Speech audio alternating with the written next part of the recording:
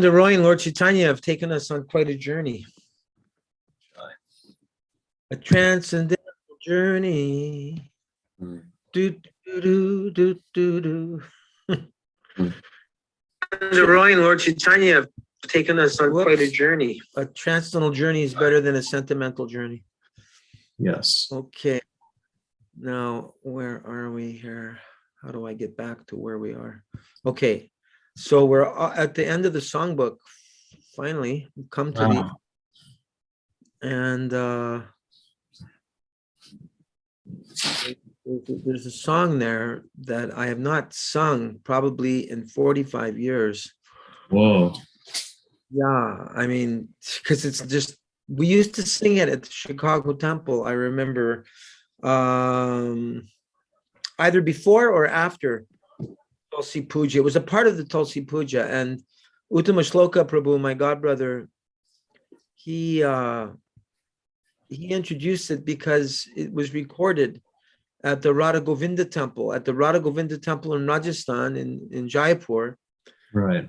Sing this part of the song in the kirtan. When they're doing Tulsi Puja, it's sung. It's part of it. So, okay, good. Here it is now. Can I get it on the screen? Do you see that on the screen? Yes, actually, we utilize this song often. Yeah. Yeah. But it's been I use it in my own Tulsi Puja, but oh, nice. You know, with devotees, I did it maybe 15 years ago. Nice. Yeah, so it's called Tulsi Artik. It was written by in the songbook, it says Chandrasekhar Acharya, and here it's Chandrasekhar Kavi. And this is allegedly in Hindi. And from what I remember of Chutananda Prabhu singing it, Namo Namo Tulasi Maharani Brinde Maharani Namo Namo Namo Re Maya Namo Narayani Jakodarashe Parashe Aganahashe Mahima Beda Purane Bhakani Jakopatra Manjari Komala Shri Pati Charanaka Male Lapatani Danya Tulasi Maya Purana Tapagiye Shri Shalagrama Mahapatarani Dupadinai Vidyarthi Pulana Kiye Varakani Chapana Boga Chatrisha Byanjana Bihina Tulasi Prabhu Ekana Himani Shiva Chuka Narada Or Brahmadiko Duratapir Sorry, I got lost there. Okay, I understand. Shiva Shuka Narada Or Brahmadiko Durata Piratama Amuni Gyani Chandra Shekara Maya Tera Jashaga Pe Bhakati Tanadvije Maharani Namo Namo Tulasi Maharani Prinde Maharani Namo Namo. Translation. Oh, Tulsi Maharani, oh Vrinda, oh Mother of Devotion, oh Narayani, I offer my obeisances to you again and again. By seeing you or even by touching you, all sins are destroyed. Your glories are described in the Vedas and Puranas. Your leaves and soft manjaris are entwined at the lotus feet of Narayan, the Lord of Lakshmi. O blessed Mother Tulsi, you performed successful austerities and have thus become the chief consort and queen of Sri Shalagram Shila. You gladden and shower your rain of mercy upon one who offers you some incense, a ghee lamp, navedya, and arati. The Lord does not care for even one of 56 varieties of cooked food or 36 different curries offered without tulsi leaves. What is Naivedya? I forget. Do you remember? That is a very good question, Prabhu. I am ashamed to admit that I don't know. Look that up. Can you Google that, please? Absolutely. I'm going to do it right away. Number 5, Lord Shiva, Shukadev, Goswami, Devarshi, Narada, and all the Gyanis and great Munis headed by Lord Brahma are circumambulating you, O Mother, O Maharani. Chandrasekhar thus sings your glories. Please bestow upon him the gift of pure devotion. So here it's mentioning that this was popularized by Achyutananda Swami through his 1975 Golden Avatar album, Hindi Bhajans. It was rendered in a similar tune to Namo Nama Tulsi Krishna Prayasi. Yes, so we tried our best to sing it that way, and we also heard it from the Radha Govinda Mandir in Jaipur. Did you have any luck? Yes. Well, first of all, it appears just on a cursory lookup that it could be a broad term, but I believe it's also referring to food offerings like prasadam. Okay. I want to see if there's a more specific context. Well, pranams to you, obeisances, Nandapatni. Dandavat pranams, Nandapatni. Dandavat, everyone. Hare Krishna. Nandapatni, I just sang this Tulsi song. It's part 2 of the Tulsi Artik. And there's a line, you gladden and shower your rain of mercy upon one who offers you some incense, a ghee lamp, Naivedya, and Artik. And I was trying to remember what Naivedya is. Do you have any idea? No, I don't know this translation. Is this the... Krishna Chandra's been doing some research there on his end. Yeah, I don't recognize the particular song. Well, it says Sanskrit word meaning offering to God, but it seems like it also could mean like prasadam. But I'm wondering if there's a different context. Okay, could be. Yeah, because before the Artik is performed, the food is offered, which we call the Boga offering. So yeah, no, we just sang this just now in the Patni. Hang on. In Rajasthan at the Radha Govinda temple. Namo Namo Tulasi Maharani Vrinde Maharani Namo Namo Namore Maya Namo Narayani. Do you remember that?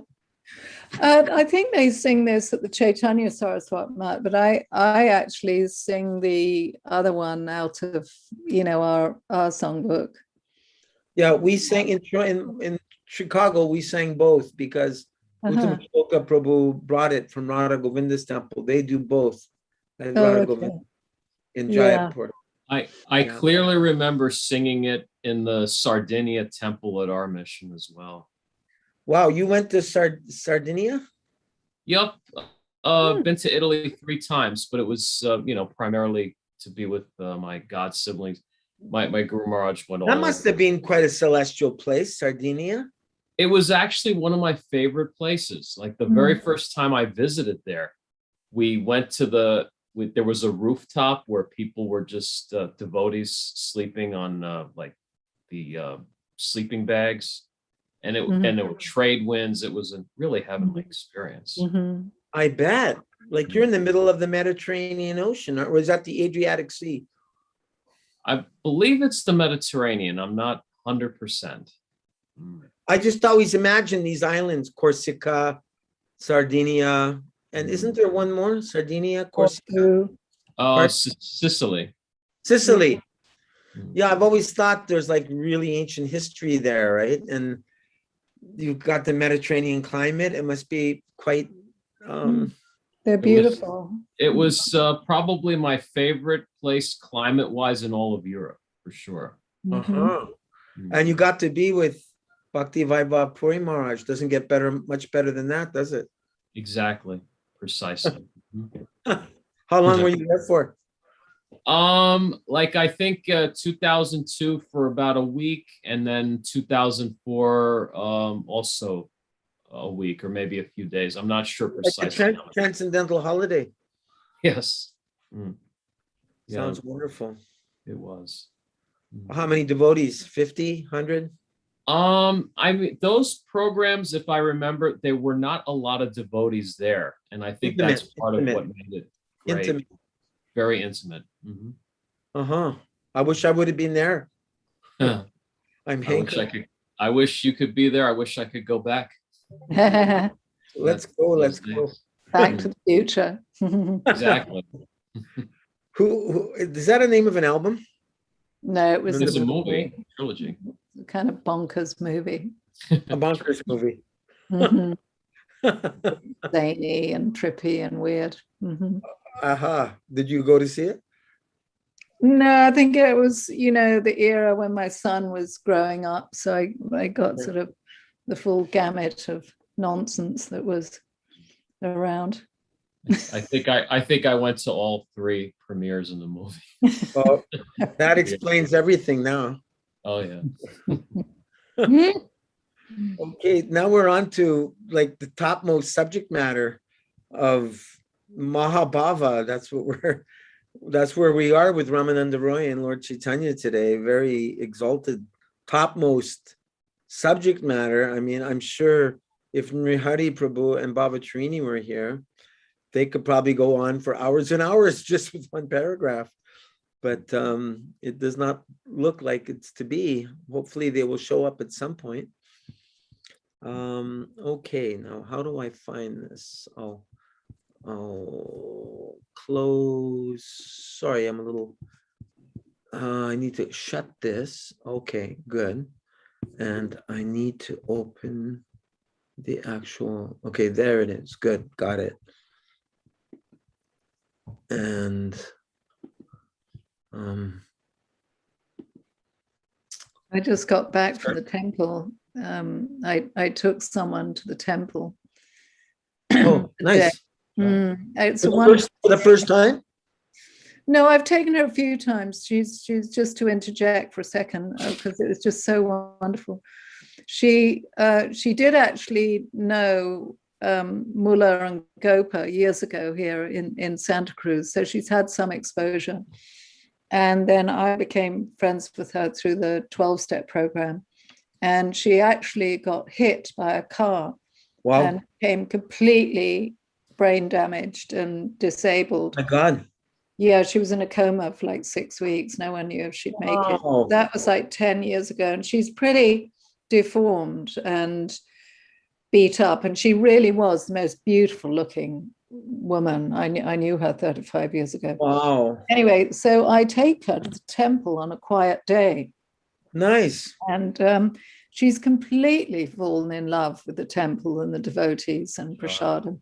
But the great thing about today was that she finally mastered the Maha Mantra, and I was playing the mridanga, and she was sort of chanting with this very robust voice, the Maha Mantra. And it was just so wonderful after, I've been sort of cultivating her for a while, but just to see her sort of take off in front of the deities with the Maha Mantra was just so wonderful. It really was. She's sort of like your Bhaktin. Yeah, kind of. Yeah. No, you feel responsibility when you're guiding people. Sure. So, but you get some special bliss for doing that too.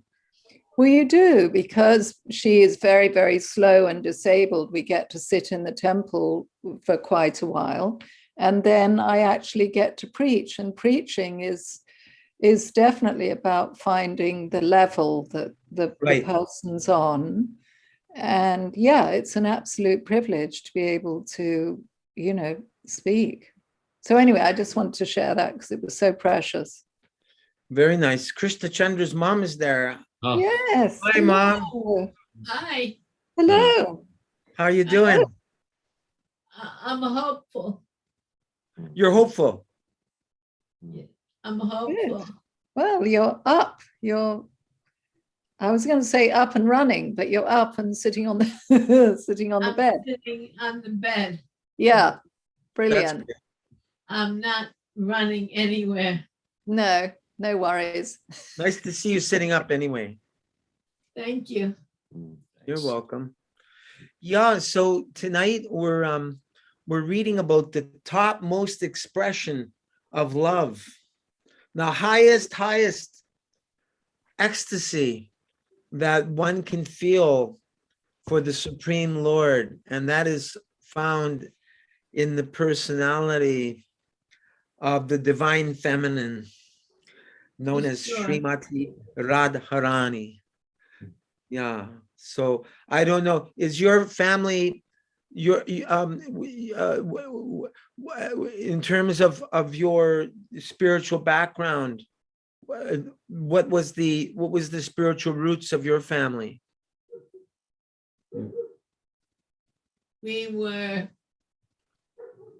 She was Catholic. That's what I was thinking. Hey. So Hi. Mother Mary. Mother Mary is a divine personality. I think you would agree, correct? Yes. She would have to have Lord Jesus appear in her family, right? Of course. Yes.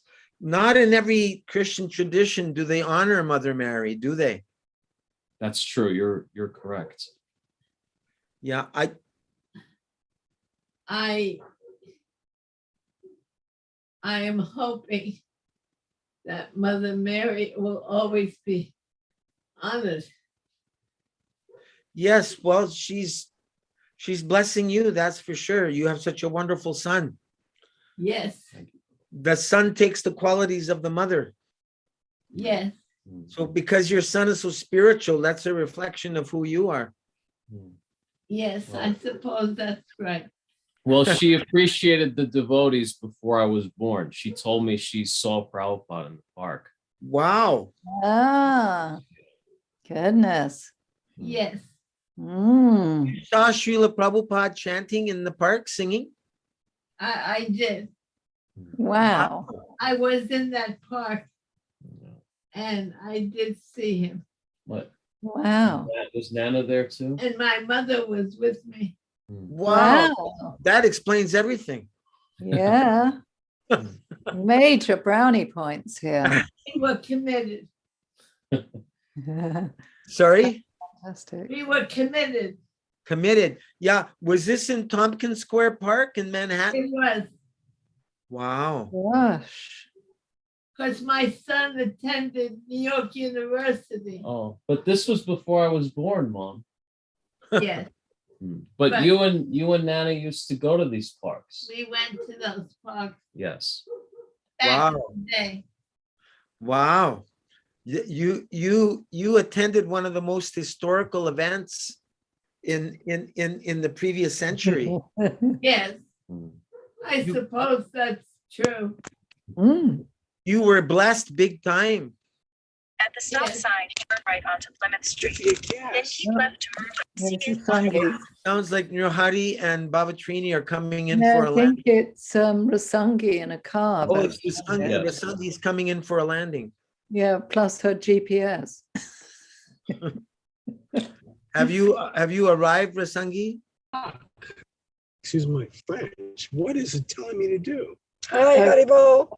I don't know if No, Rasangi. Haribo Raghavendu. Honey boy. He's driving Yeah. and he's frustrated because he's trying to avoid trying to put traffic. me But I on. wanted to come in. I'll just listen. I Thank don't you. want to disturb the Turn me on. call. Our obeisances Okay. to you both, Rasangi and Raghavendu. Please accept our respectful obeisances. Thank you. Yes. We're happy to be here. We're happy to Haribo. have you. Haribo, We Haribo. were just hearing from Krishna Chandra's mom. She used to go and hear Prabhupada chanting in under the elm tree in Tompkins Square Park. Mm. We may have lost them. Okay. Oh, Yeah. no, I muted. said, that's amazing, very historical. Mm. That's very Yeah. precious memory, precious. Yeah. No wonder Krishna Chandra became a devotee if his mom was listening to Right. Prabhupada's kirtans in Yeah. In the Yeah. 60s, the late 60s. Yeah. late 60s. Yeah. I think it was the mid 60s, like 66. Yeah. 60s. Wow. Yeah. Woo. Shura Sindhu, Yeah. welcome. Good morning, Hare Krishna. Hare Krishna. Welcome all the way from Malaysia. Hare Krishna, Sura Hare Sindhu. Krishna. Hare Krishna, welcome back. So we're just about to embark on the topmost expression of unconditional love that Srimati Radharani has for Krishna. Only she and Chaitanya Mahaprabhu have this expression of love. So you're just on time. Mhm. Okay, let's find this. Okay, here we are, and I will turn it on to sharing the screen. And here we are. Okay. There's some sound in the background. Maybe I can mute you, Vasangi, because we're getting some static. Oh, no, you're already unmuted. All right. It was coming from somewhere else. I hope it wasn't me. My neighbor's dog is barking quite a bit. I No, hope it that wasn't that. It was more like like white noise. Shh, like that. Okay. So I'm trying to find this section here. I just had it. One more paragraph back. Where are we? Okay, here it is. When the pleasure potency is further condensed, it is called Mahabhava. Srimati Radharani, the eternal consort of Krishna, is the personification of that Mahabhava. In this regard, in Ujjvala Nilamani 4.3, Rupa Goswami states that there are two competitors in love with Krishna, Radharani and Chandravali. When they are compared, it appears that Radharani is superior, for she possesses Mahabhav Swarup. Mahabhav Swarup, the personification of Mahabhava, is applicable to Radharani only. Mahabhava is full of the pleasure potency, and it is an exhibition of the highest love for Krishna. Radharani is therefore known throughout the world as the most beloved of Krishna, and her name is always associated with Krishna as Radha Krishna. So I looked up in the Nectar of Devotion to see if there was any further reference to Mahabhava. And in the section called Expressions of Love for Krishna, towards the end of the book, it is stated, there are symptoms of diseases caused by ecstatic love. Of course, this doesn't mean a material disease. This condition is credited by learned scholars as being Mahabhava.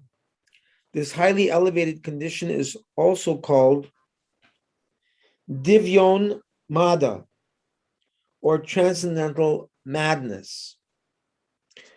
And just before that, it describes a little bit about transcendental madness. It says, Rupa Goswami, how a devotee can be in a state of spiritual insanity because of ecstatic love is described in the 10th canto, 30th chapter, verse 4 of Srimad Bhagavatam, wherein the Gopis were searching for Krishna in the forests of Vrindavan. The Gopis were loudly swinging the glories, the Gopis were loudly singing the glories of Krishna and wandering from one forest to another in search of him.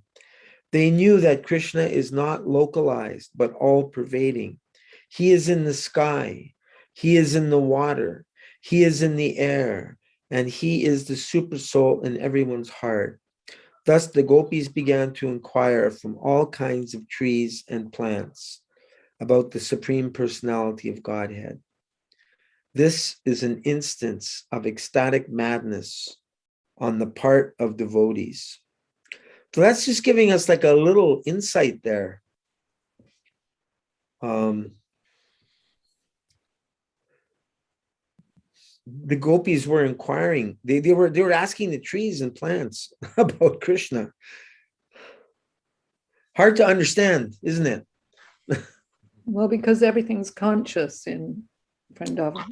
Right. Mm.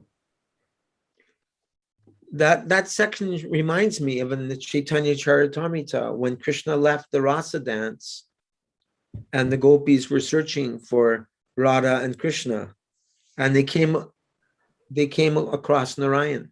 Krishna had disguised himself. Why did Krishna disguise himself as Narayan? Because he wanted to be alone with Radharani without this interruption. Was that the idea? Nandapati, what do you I think? can't remember. Didn't we discuss this briefly last time? Maybe Rasangi and Raghavendu can give us some insight. Govinda, did you know what? Why Krishna disguised himself as Narayan Well, there's different levels. in the Rasa dance? To show that, one, it was to teach that, that Krishna is so much higher than Narayan. From the viewpoint of Rasa, not from the viewpoint of Tattva. From the viewpoint of Rasa. Right, Ras, yeah. Yes. Okay, thank you. Because there's the 4 qualities that Krishna has that Narayan doesn't have. Right, one is that Krishna plays the flute. Krishna has intimate associates. Right. And what are the other 2? Ecstatic pastimes? Yeah. And one more. What's the other one? No, I don't even know. I can't remember. God, does anybody know? Do you remember Nandapatni? It's from Chaitanya Charitamrita. It's a verse in Chaitanya Charitamrita. It's in the Nectar of Devotion also. 4 qualities, because Lord Vishnu has 96% of the qualities of Krishna, but Krishna is 100% Krishna. And the 4 qualities are ecstatic pastimes. Plays the flute. Plays the flute. Mm-hmm.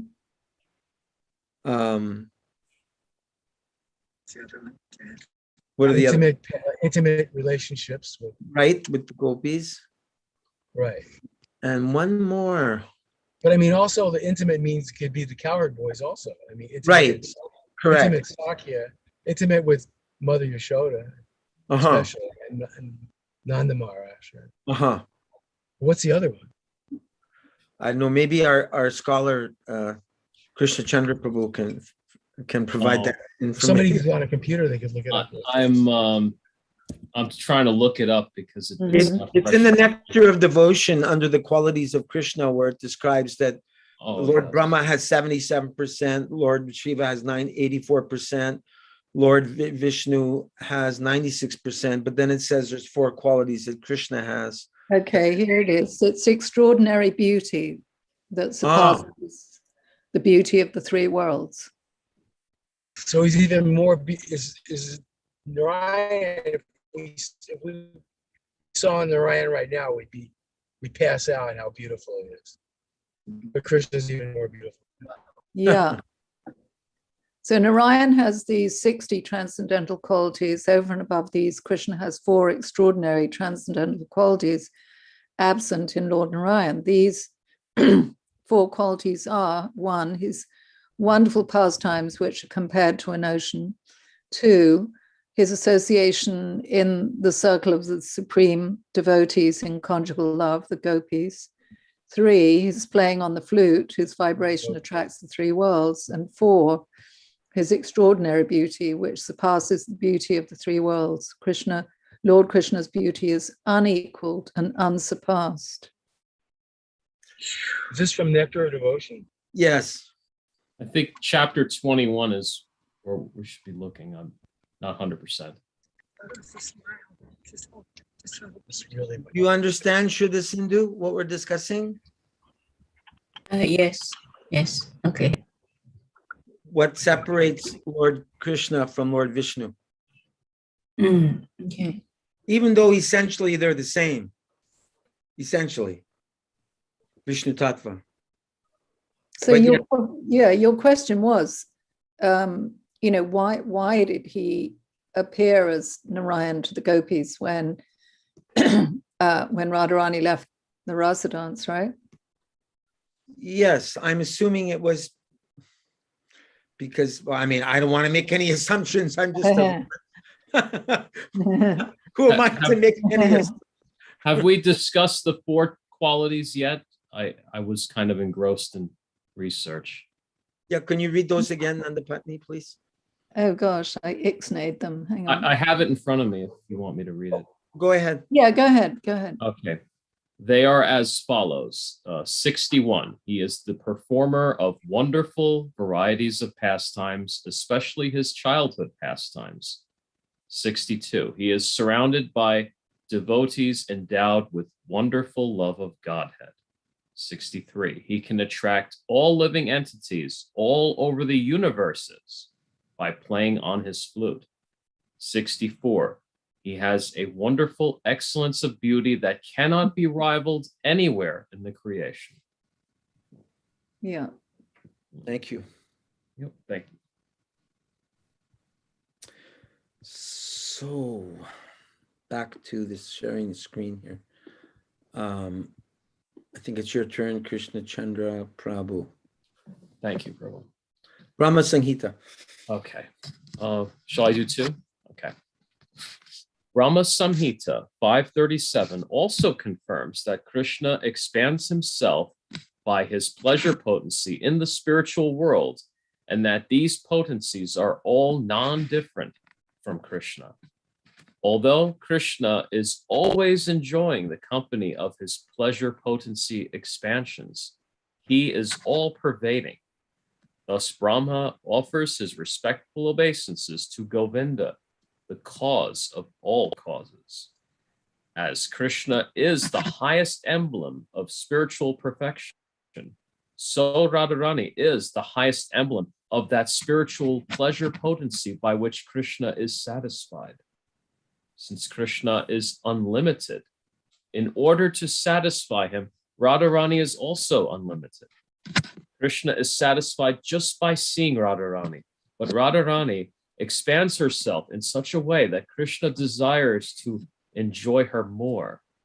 Because Krishna was unable to estimate the pleasure potency of Radharani, he decides to accept the role of Radharani. And that combination is Sri Chaitanya Mahaprabhu. Wow. Indeed. Lord Chaitanya is a manifestation of Krishna's inability to estimate the pleasure potency of Radharani.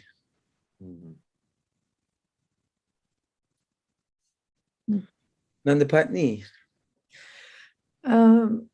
Ramananda Rai then began to explain Radharani as the supreme emblem of Krishna's pleasure potency. Radharani expands herself in different forms, known as Lalita, Vishaka, and her other confidential associates. In his book, Ujjvala Nilamani, Rupa Goswami explains the characteristics of Srimati Radharani. He points out that the body of Radharani is in itself an actual evolution of transcendental pleasure.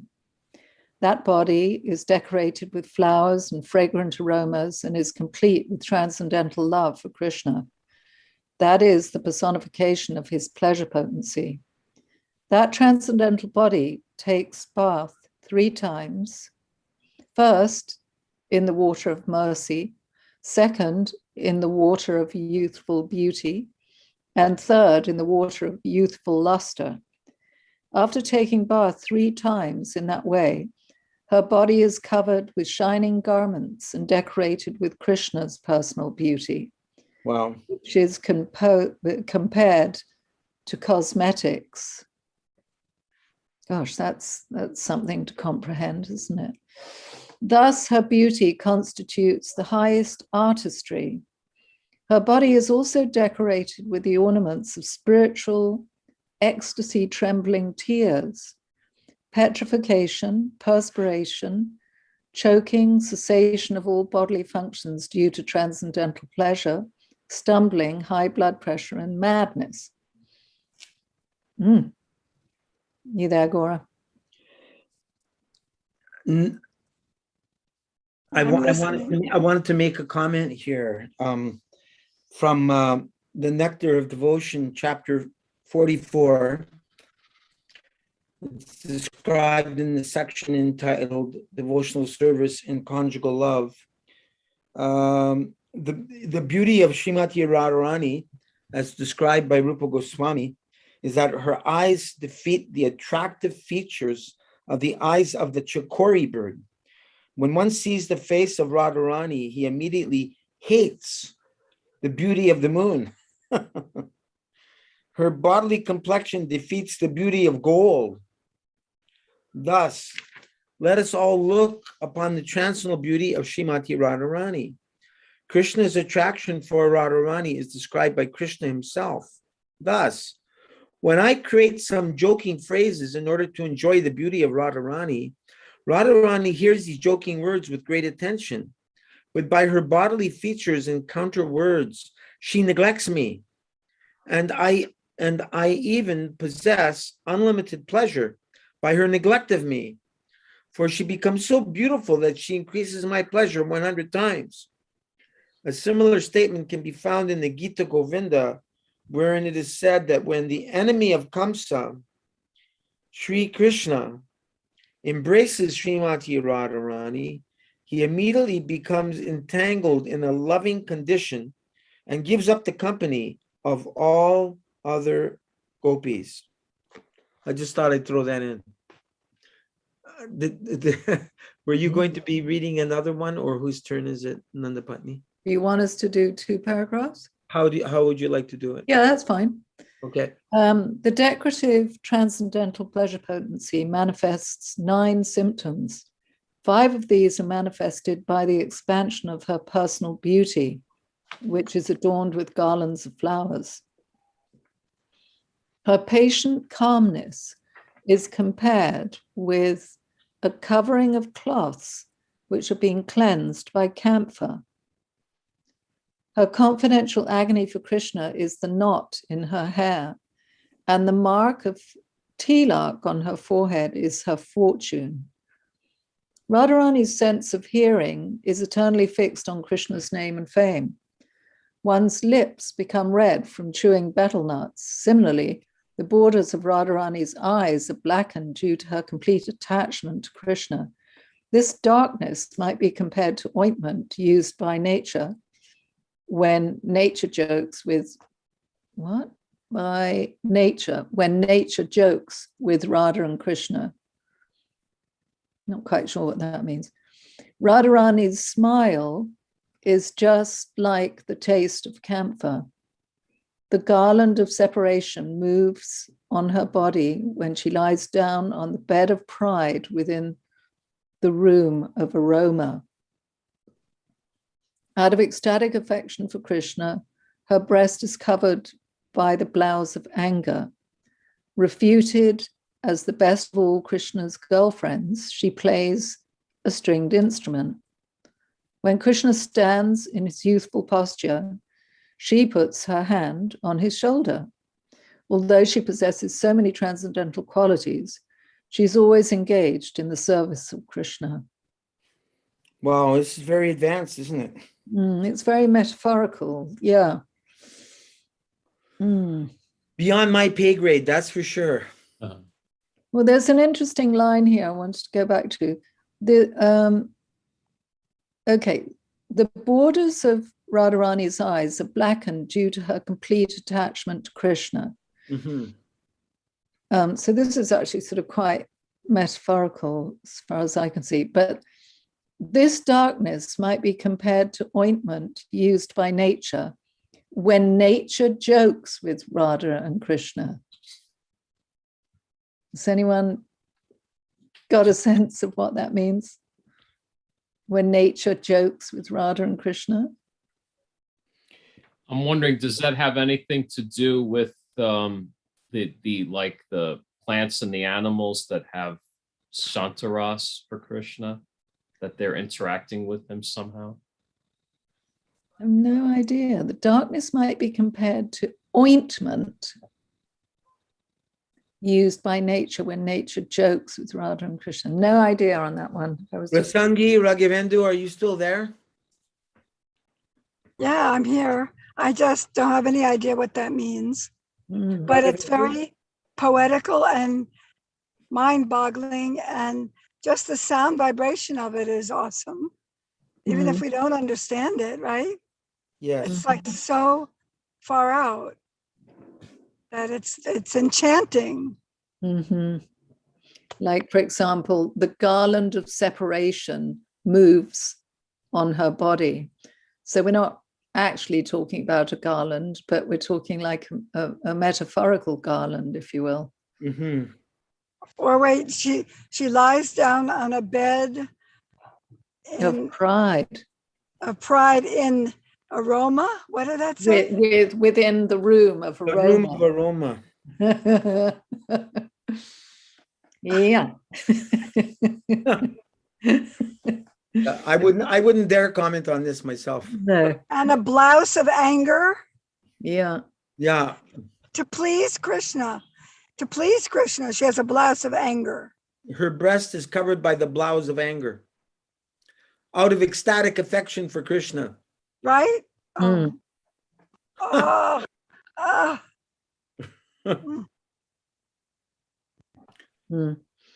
You know, I was hearing a podcast. I sent it to everybody with Chaitanya Charan, Amarendra, and Madhavananda. I sent it to you, and they were talking about the Gopi Geet, and everybody should listen to it, and why we need to study these sections of the Bhagavatam, even though people are afraid to. They're both very Paka devotees, all of them. And they were giving the reasons why it's important that we know and we can talk about them. Otherwise, other people will make up other things. We need to understand them correctly. But in the Gopi Geet, Amrendra was singing it in this beautiful podcast. And he was talking about the suffering of the gopis as not actually suffering. He goes into elaborate description of how their suffering is really ecstatic. And it's like, it is amazing. It needs to be understood better. And in this particular podcast, it's explained somewhat. So I think I sent it to you. Yeah, I've got it. Yeah, I haven't got around to it yet. Yeah. And I sent it to Gaura. And Gaura, it's quite a discussion. And you know Madhavananda from Jagannath Puri? Yes. My friend. This is some deep, very high discussion, but it's for us to help us understand better and more clearly. You sent me a link for Madhurya Kadambini. Is that the same? Now that's different. That's something else. That's coming up next week. But this is one of Chaitanya Charan's many wonderful I just listened to many of his podcasts with Okay. Garuda, with everybody he chooses is so wonderful and helpful in this path. Mhm. But this one particularly, Gaura, you know, ISKCON has been skittish about these chapters and talking about these pastimes, but they're explaining from very authoritative positions the need to do it and to not shy away, but to do it in the right context. And they explain how it can be done. And you're doing that now. We're explaining these very high things, but we're not taking it cheaply. And we're not just doing it in the assembly of brand new devotees either. Well, Shuddha Sindhu, she's a newer one, but she's a good listener. She's hanging in there. We're just- Ayendra was great on this subject. He was very encouraging to, Vaishnavas after, 50 years of being in the movement. He was very encouraging of, knowing these subject matters as a form of deepening and strengthening the target of your bhakti, if you will. You And said I found- Ayendra? You said Ayendra? Ayendra, yeah. He even with newer devotees, he's still, how to put this, he kind of was able to allay fears or criticisms that this was some Sahajya realm that you were going into. And, he was able to articulate that in a way that kept the whole thing in perspective so that you could actually read these cantos and these aspects of the Goswamis and yet remain completely in step with one's Guru Maharaj. So I've learned a lot from that approach myself in the last year or two. Anyway. So I think it should be Sindhu's turn because Sangi, you're not able to read, right? I don't have a book. I'm in the car. Okay, but I mean, you can't read the screen here? I don't think I can. It's really small. Okay, Shuddha Sindhu, please read.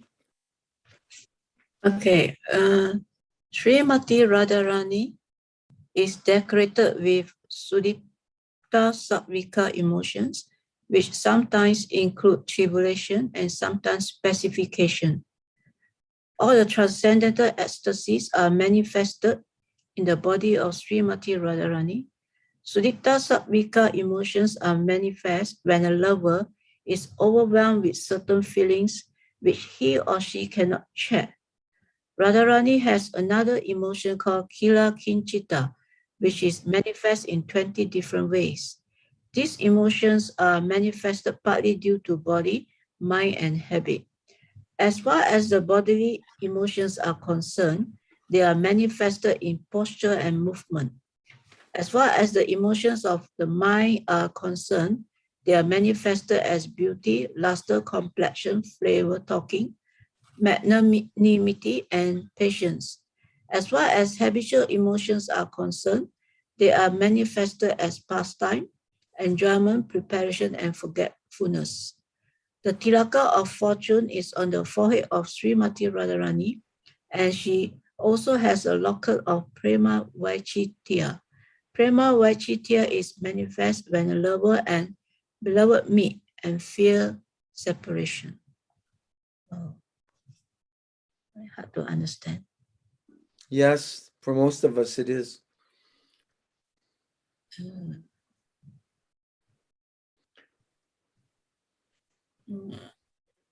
Very elevated subject matter.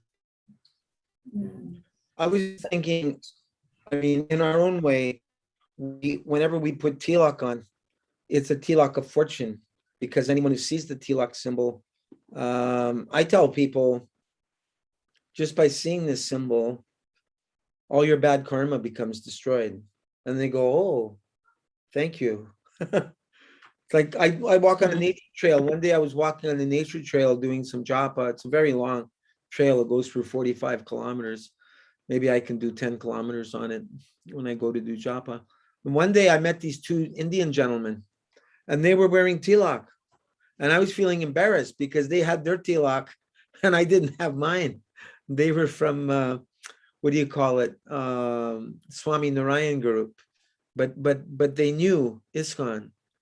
And so one day I just decided, I have to at least be up to the standard of these Hindu gentlemen. So I wore my tilak one day and I went out for a walk. And there was an Indian older man and his son walking. And they saw my tilak and they said, "Oh, you're with the mandir?" So I realized it's very important to wear your tilak when you go outside because people see it, they become blessed. It also becomes, how can I say, it helps to facilitate spiritual discussion, conversation. There's a connection there. So it's not that only Radharani wears a tilak of fortune. But anytime we wear our tilak, it blesses others, and we're blessed too. Anyone have anything more to say about that? Not on the tilak, but on the kind of scope of the emotions that we're reading about. Okay. Yeah. And it was interesting because just today when I was preaching to this guest that I took to the temple, just from the very kind of first rung of the ladder, explaining this distinction that we have as Vaishnavas, that we understand that there's a spiritual world with all these rasas and tastes and relationships. And, now from that very kind of beginning stance that you tell a person, then, we come back to jump into this incredible depth of emotions. I mean, we're reading about this huge breadth of deep emotions that Srimati Radharani has, complicated emotions, and many different, lots of these descriptions are about, myriads of different emotions that she expresses.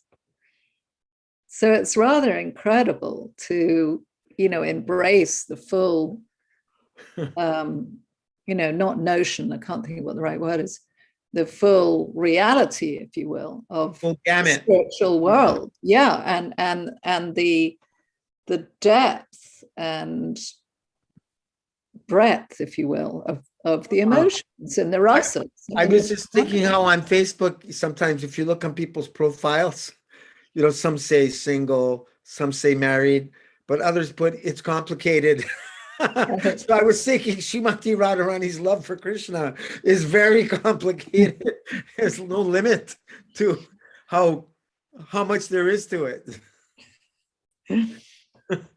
And how everything in the material world is just a reflection of that original love between the divine couple.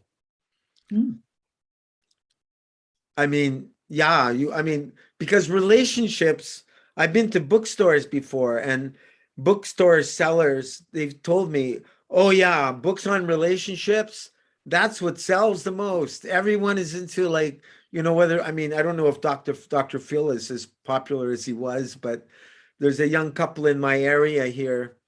They're into, what's his name? His name is Hendrix. Hendrix and his partner, they're both doctors. Dr. Harville Hendrix? There's Harville Hendrix, but no, there's another Hendrix. But he's spelled Hendricks. I know the one you're speaking of, Getting the Love You Want, but there's another very popular Hendrix, Hendricks. And it's intriguing for people. People are interested in relationships. Of course. Come on. There's no accident. That's the ultimate of pleasure and joy everywhere in the eternal spiritual world. So naturally, we're interested here as well. Sure. Doesn't that make sense? And somehow or other, if we can figure out here how to, be effective. But once again, there's communication in the mode of ignorance, passion, and goodness. Yes. And and like my friend, Yoga and the Dark Night of the Soul. Yes. I'm reading that again. We're going to do another workshop on it, but he talks about the darkness that comes and the argumentation and the frustration that comes from communication in the mode of ignorance. Oh, And yeah. then the mode of passion, it's all about me. I want to be in the center. I want to be right. But when you communicate in sattva, everyone feels heard. Mm-hmm. Feel validated. They feel cared for, and it builds intimacy. So Yes. listen, we have to develop this. Yes. I think we're going back to Godhead when we're still so submerged in passion and ignorance. That's ridiculous. Yep. We at least need to come to the mode of goodness Yes. in our life, our behavior, and our communication. Yes. So that's why relationships are really great ground to practice in. Yes. So And when you're doing that workshop again, can you please give us a heads up, like a couple of few days in advance? yeah, we're devising a slideshow for that book, Yoga and the Dark Night of the Soul. It's invaluable. Even though I've studied so much of this, his one section on the communication has really affected me greatly. And I mean, seeing it through Shastric eyes, goodness, passion, and ignorance, everything is there, even in our communication. So that's where we go wrong in relationships, because our communication isn't in the mode of goodness. And therefore we're frustrated and angry and triggered and not feeling cared for and validated. So if we can raise our communication to that, we'll have a lot happier relationships here, and we'll pave the way for our relationships in the spiritual world.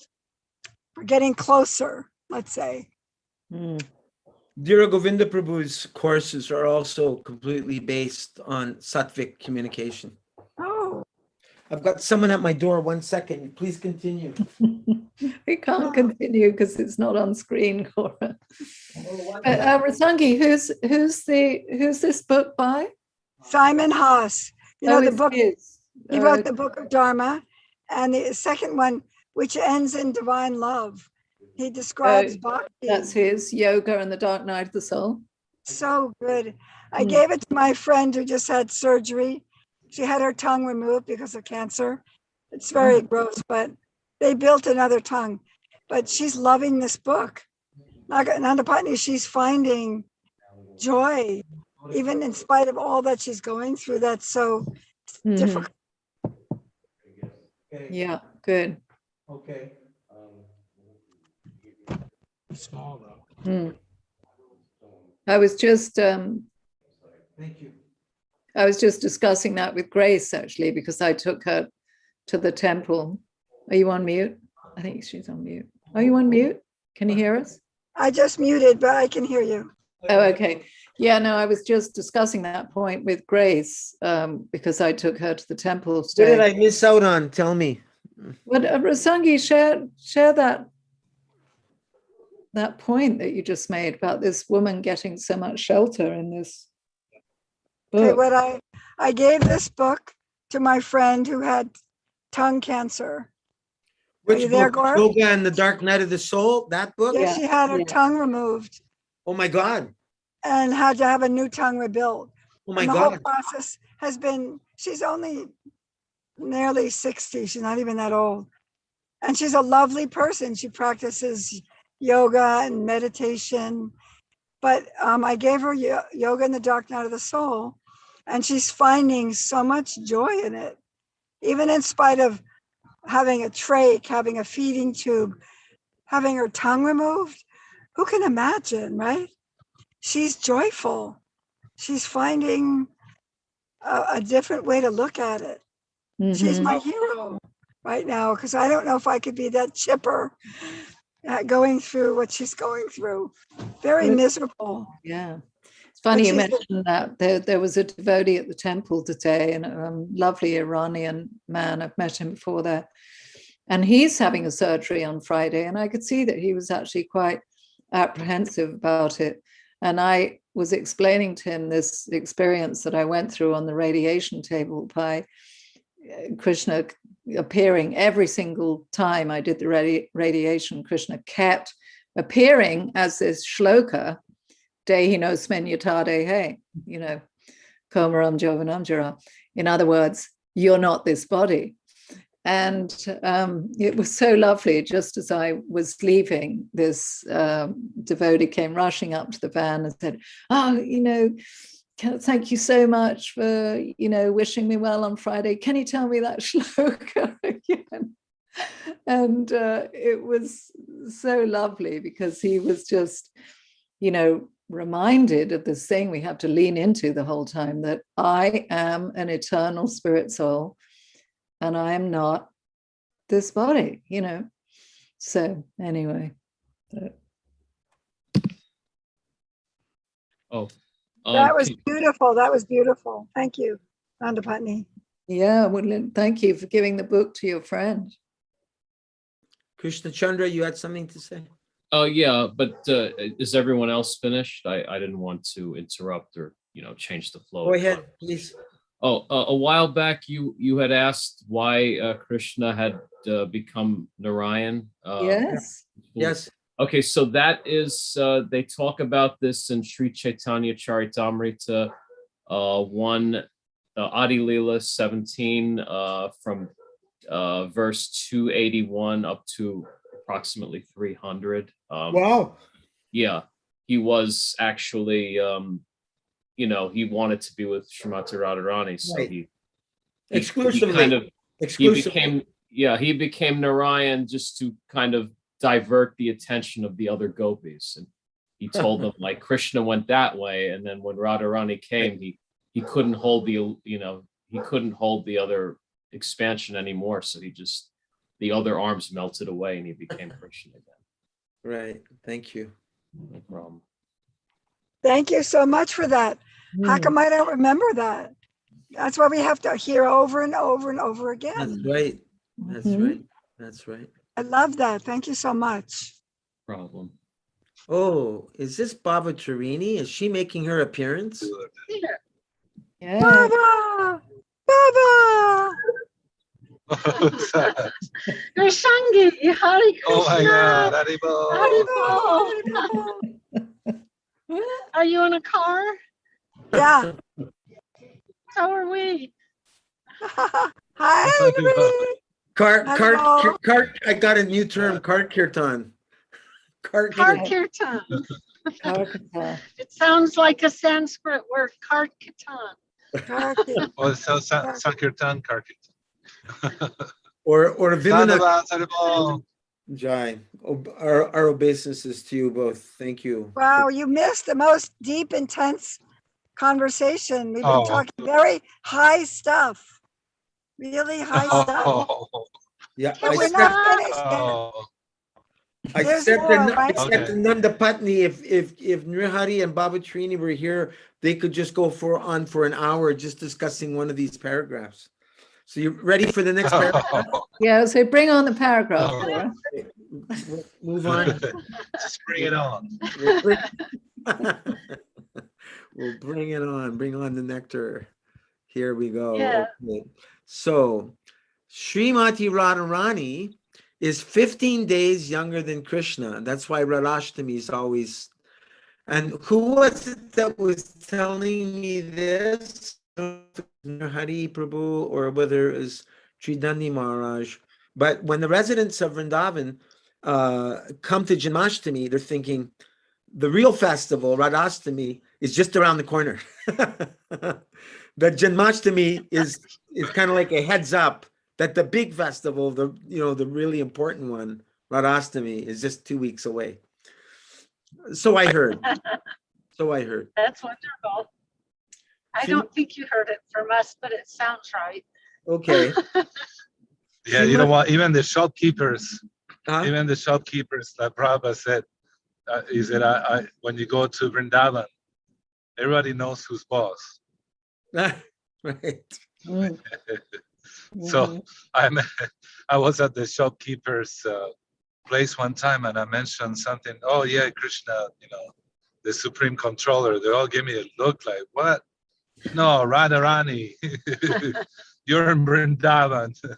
Actually, true. When I was in Vrindavan last year, I was just there for 5 days after Mayapur, and I asked Panchagoda, the temple president, do you have a guide that could take me around to some of the temples? And so he gave me this one Brijabasi boy from Renuka in the area, and he was taking me around on a scooter. So it was really cool because I was going on motorcycle, doing a motorcycle parikram, going to the Six Goswamis on a motorcycle, and well, and Steve McQueen style. And so at one point I said to him, well, you know, I guess everyone in Vrindavan knows that Krishna is the supreme personality of Godhead. And he said, don't say it like that. He said, they never think of Krishna as the supreme personality. They think of him as their Lala. He's their darling, yes. Their village boy. Bihari Lal Dev ki jai. Bihari Lal Dev ki jai. You know, Lal. Bihari Lal. He's darling, right, Lal? Nandu Lal. Yes, Yeah. yes, boy, Yeah. Nandu Lal, the baby Yeah, of Nanda. Lala is little boy and Lali is girl. Okay, interesting. Okay, so let me come But back. Hindi, a lot of times they drop the last letter, so you get Okay, Lal. let him read. Yeah. Okay, so Srimati Radharani is Next 15 days younger than Krishna. She always keeps her hand on the shoulders of her friends, and she always talks and thinks of pastimes with Krishna. She always offers Krishna a kind of intoxication by her sweet talks, and she is always prepared to fulfill his desires. In other words, she supplies all the demands of Sri Krishna, and she possesses unique and uncommon qualities for Krishna's satisfaction. In Govinda Lilamrita, there is a verse which states, who is the breeding ground for Krishna's affection? The answer is that it is only Srimati Radhika. Who is Krishna's most lovable object? The answer is that it is only Srimati Radhika and no one else. Sheen in the hair, moisture in the eyes, and firmness in the breasts are all qualities present in Srimati Radhika. Only Srimati Radhika is able to fulfill all the desires of Krishna. No one else can do so. If there's no comments, then it's Krishna Chandra's turn. Thank you. Satyabhalma is another competitor of Srimati Radharani, but she always desires to come to the standard of Srimati Radharani.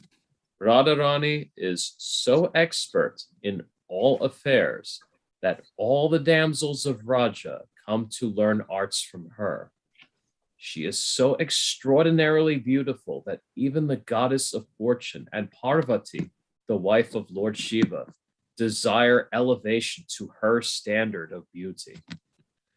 Arundhati, who is known as the most chaste lady in the universe, desires to learn the standard of chastity from Srimati Radharani.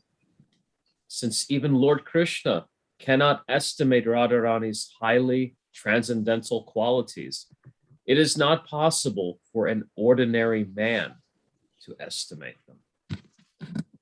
After hearing Ramananda Roy speak of the qualities of Radha Krishna, Lord Chaitanya desired to hear from him about the reciprocation of love between them. Ramananda Roy described Krishna as Tiralita, a word which describes a person who is very cunning and youthful, who is always expert in joking, who is without anxiety, and who is always subservient to his girlfriend. Krishna is always engaged in love affairs with Radharani, and he takes to the bushes of Vrindavan to enjoy his lusty activities with her. Thus, he successfully carries out his lusty instincts. In Bhakti Rasamrita Sindhu, it is stated, by his impudent and daring talks about sex indulgence, Krishna obliged Srimati Radharani to close her eyes, taking advantage of this. Krishna painted many pictures on her breasts. These pictures served as subject matter for Radharani's friends to joke about. Thus, Krishna was always engaged in lusty activities, and thus he made his youthful life successful. Okay, I'd like to make some comments, please. No, not my comments. I'd like to repeat some comments by Srila Rupa Goswami. My comments. Oh, yeah. I was asking about reading. What book are we reading right now? It says TLC. We're gonna get censored. Yeah. Mark Zuckerberg is going to come, or I don't know who's in charge of YouTube. This is on YouTube. No, I was just thinking more of anyhow. Not to criticize anybody. The GBC is going to bust us for reading. Yeah, that's what I was thinking. It's okay, we're protected by Rupa Goswami, so Yes. Yeah. Don't mess with Rupa Goswami. Yeah. Right. Don't mess with him. Yeah. So it says that when the lotus-eyed Rukmini, the first queen of Krishna and Dwarka, was shedding tears out of ecstatic jubilation, she did not like the tears. There is a passage in the Harivamsa wherein Satyabhama begins to shed tears because of her great affection for Krishna. That's from a section called Changing of Bodily Color, Existential Ecstatic Love. And while you're there, Gaura, just briefly, yeah. the queens were like that when Krishna entered into Dwarka, and they were so overwhelmed with ecstasy to see him that they sort of started shedding tears. But it's described there that they didn't want those tears to be seen, but they couldn't help themselves. They flowed anyway. Yeah, see that. Yeah. I was reading too about the pure devotees like Daruka, Krishna's charioteer. He was hating he was fanning Krishna, and he was cursing that he was getting all these ecstatic symptoms and they were impeding his service. So he was getting upset at himself or cursing. Like the Gopis also, they curse the creator. Say Brahma invented only two eyes. There's not enough to see Krishna in totality. And then the eyelids, they close. So then those fractions of seconds that we don't see Krishna is like, ages. So this curse the creator and like that. So yeah, even symptoms of super high prem, ecstatic feelings, they are sometimes considered by the pure devotees, if they interfere in what they want to do to serve Krishna, then they get upset about that. It's a reminder. By attaining liberation. It's a reminder to me. It's a reminder to hearing this is a reminder to me just how precious my time is. That if I really had a taste for Krishna consciousness, I couldn't find enough time in the day to hear and chant enough. That I'd want to be doing it all the time, right? Well, that's true. If you look at who is it? Raghunath. I think it's Raghunath Das. Didn't he write 100 books? Or some Bhaktivinoda Thakur wrote 100 books. I mean, right. Yeah, Rupa and Kaviraj Goswami says that actually they wrote infinite amount of books, and there are some shastras that are sealed away, and Vrindavan and Sanatan Goswami's Samadhi. There's a Shastra Samadhi. It's called a Granta. Granta Samadhi. Yeah. Granta and Samadhi. It's full of books that are too high for us to read, so they put them in Samadhi. But Nanda Patni turned me on to Indradumna Swami taking the translation work of Hari Parishad. Is that his name? Hari Prasad? Hari Prasad. Yeah. And he's translating books of Rupa Goswami that haven't been opened in 500 years. What's it called? The Vrindavan Institute? Is that the Vrindavan Research Institute. Yeah, Vrindavan Research Institute has a lot of manuscripts, so many of them. Sundar Gopal from England. I know he's actually Indradyumna Swami was his teacher in New Mayapur France. He in was a France. Gurukula boy. And now he's not only a barrister, I think he's got other PhDs from Oxford, and he's working in another one. Anyhow, he's very, very intelligent. But Ratsangi was speaking about him earlier. That's Simon Haas, isn't it? Sundar Gopal, correct? Yeah.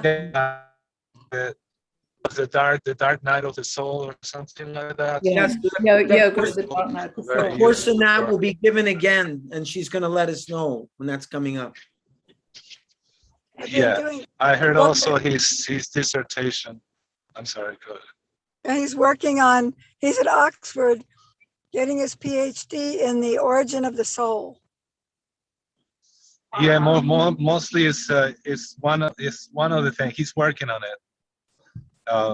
Anyhow, yeah, it's gonna take him about another 5 years or something like 6 that. years. And 6 altogether, but he's been. And this is to validate and affirm the authority of Srila Bhaktivinoda Thakur. This is all right. Yes, to uphold. Yeah, What happened? It was a controversy started by two disciples of Bhaktisiddhanta Saraswati Thakur. One was Ananta Vasudev and the other Bipin, I can't remember all his name. They renounced the society and they renounced they gave up the sannyas and they went to Radhakunda to be self-ordained Babaji's like. And they proceeded to say that Bhaktivinoda Thakur teachings and his Siddhanta and his conclusions were concocted, were different than Jiva Goswami, and therefore the Sampradaya or our Guru Vargas coming from Bhaktivinoda Thakur, Bhaktisiddhanta Saraswati Thakur, and all his disciples were phony. They were useless. They were not an authentic Sampradaya. And so that controversy now expanded, and some devotees are taking the side of that, yeah, Bhaktivinoda Thakur. But in a logical way, he confronts this whole thing as a debate, and he found the saint from the 12th century, Manabalava Muni, that is quoted by Jiva Goswami and Bhaktivinoda Thakur, and they both accept some of these conceptions like the soul. If his bhakti is attached to the marginal energy souls, like us, we're tatashta, or because the eternally liberated souls, they have bhakti that's in them. And so, but Manabalava Muni, he says that because our conception, we've been in the body for so long, time immemorial, that now it's almost practically destroyed. So it's both. It's it's in the realm of Achinta Vedava, etc. So anyhow, he's not finished with his dissertation, but his love is Bhaktivinoda Thakur, and as of course, there's nothing. If we like Bhaktisiddhanta Saraswati, when they offended Raghunath Das Babaji Maharaj, one of the 6 Goswamis, there was a Brahmin there in Radhakunda that was saying he was more illustrious than Raghunath Das, that he came before, his line of Brahmins came way before Raghunath. So Bhaktisiddhanta Saraswati stopped eating for days, and he wouldn't eat, and it was very known around Vrindavan, such a great sadhu, and so he. All his disciples were fasting. So finally, I think the mayor, a lot of devotees, senior devotees, went to talk to this Brahmin and say, hey, but the point here was that Saraswati Thakur said, because I'm Acharya, I have to defend my guru. And everybody said, well, he's not your guru, but it is, because when we accept this Shiksha Gurudeva instructions come from the heart, that connection is heart connection. So that's what Shiksha Guru is. And so Bhaktisiddhanta said, so in that way, he is my Gurudev, and I have to defend him. You know, he's the most illustrious Vaishnava. And anyhow, so in these discussions, we enter the realm of Shraddha, because they go beyond. We enter actually the realm of Achintya Veda Vedatattva, the concepts that come from Sri Sampradaya and other Sampradayas. Lord Chaitanya borrow, you know, different things from each.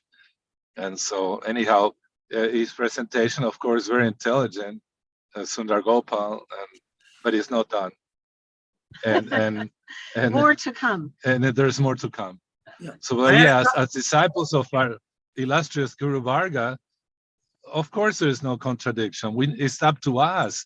We need to realize and harmonize that when people want to go for some detail and extrapolate, and then, you know, just to affirm their point, there's problems. So Ananta Vasudeva is like, Srila Narayana Maharaj didn't even want to mention his name. And he was so close to Bhaktisiddhanta that he used to finish his sentences. He knew all the verses, all the scriptures, but he offended his Guru Maharaj.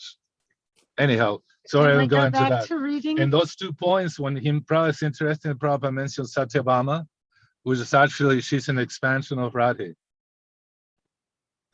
Yeah, I had a few references to her, but we're almost out of time, so I'm not going to read them. I'm sorry. No, I'm sorry. Whose turn is it now to read, please? I lost complete track. I'm sorry. You were reading about Rupa Goswami. I think Shuddha Sindhu, isn't it? Okay, Shuddha Sindhu, please.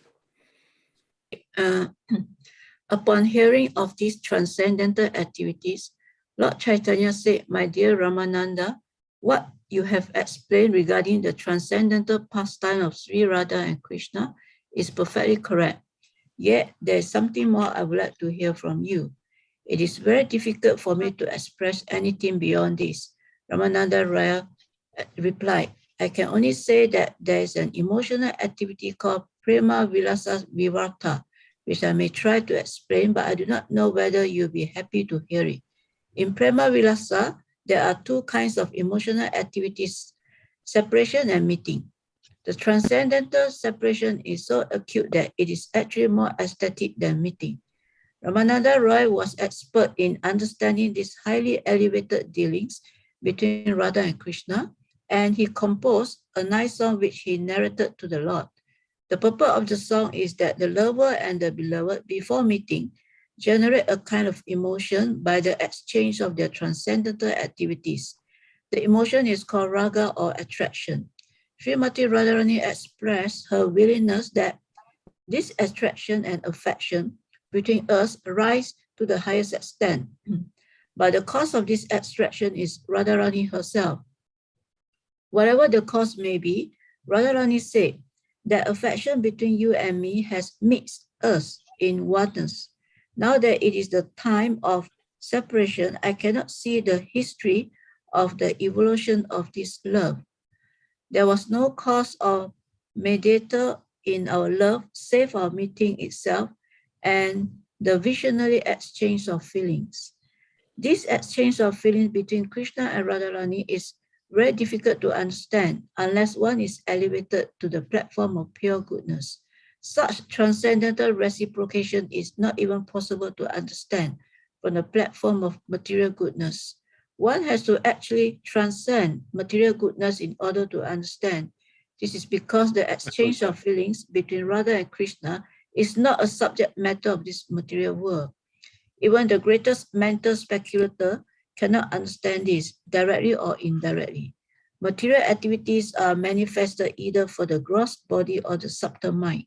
But this exchange of feelings between Radha and Krishna is beyond such manifestation and beyond intellectual mental speculation.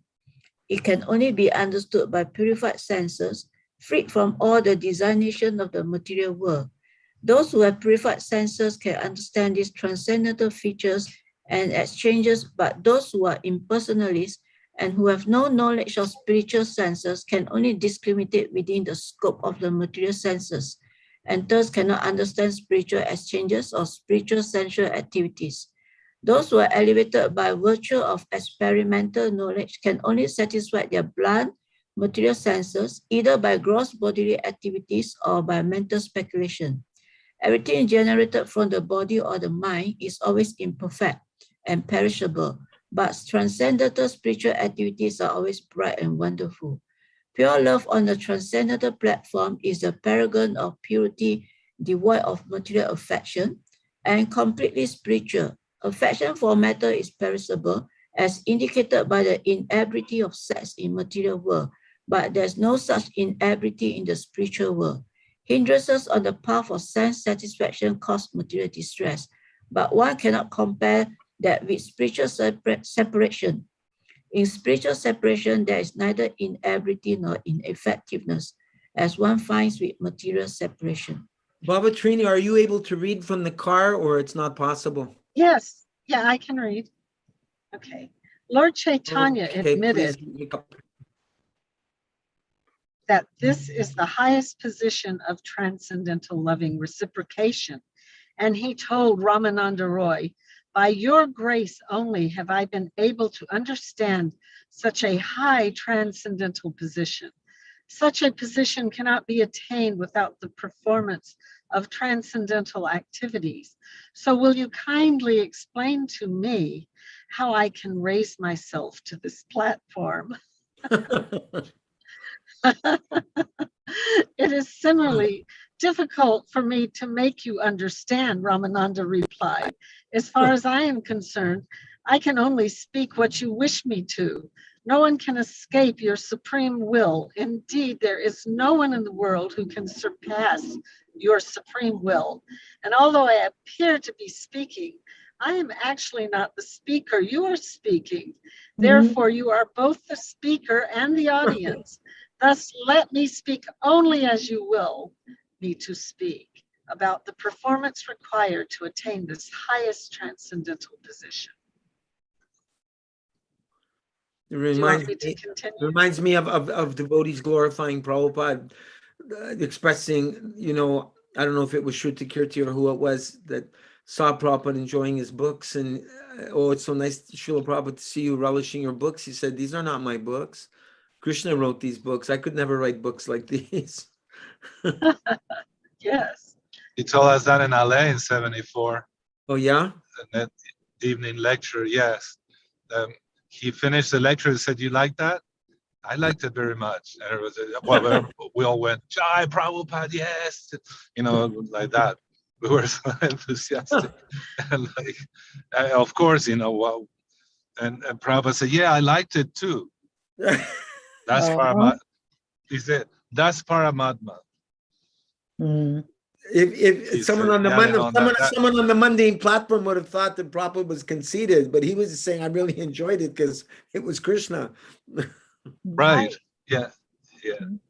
So it even said, Kaviraj Goswami even says that Lord Chaitanya's pastimes are very difficult to understand, because you never know how he's going to react, whether he's going to be in as a devotee and he's most humble, or the Supreme Personality of Godhead, eating 54 whatever amounts of prashadam Sanatana Goswami was serving him. He said, come to my house, I only have just simple veggies, wet veggie and rice. But when he gets there, there's a feast, and Nityananda said, yeah, I've been fasting for 3 days, thank God. I mean, this is not enough. And then but Lord Chaitanya was saying, no, I'm sannyas, I can't, this is not too much. And Sanatana says, please don't pretend with me. I know who you are. You eat like 54 preparations a day in Jagannath Puri at the temple. You went before you go to, herd the cows. You go to every house and have breakfast of the Gopis and Gopis. So yeah, in this case, how do we? So thank you very much, everyone. It's after 9 o'clock here for me. These are very long chapters, so it will take us, it seems, again next week in order to finish the final closing 2 chapters of the teachings of Lord Chaitanya. Rasangi, please keep us in touch, updated about the dark night of the soul, when that's going to be taking place. And then Baba Trini and Reed, you know about the beginning Madhurya Kadambini class that's going to start on Sunday, every Sunday at, well, I'm not sure in Hawaii time, but there's a devotee starting a Zoom meeting based on Madhurya Kadambini. Is that Oh, Manjari? who's doing it? What is his name? Manjari? Nimai Chaitanya? Nimai Chaitanya. Yeah. And it's at 4 o'clock California time on Sunday. So what time is that in Hawaii? 1 p.m. 1 in the afternoon. 1 p.m. Anyway, Madhurya Kadambini is the most amazing book. And to study it together is going to be astounding.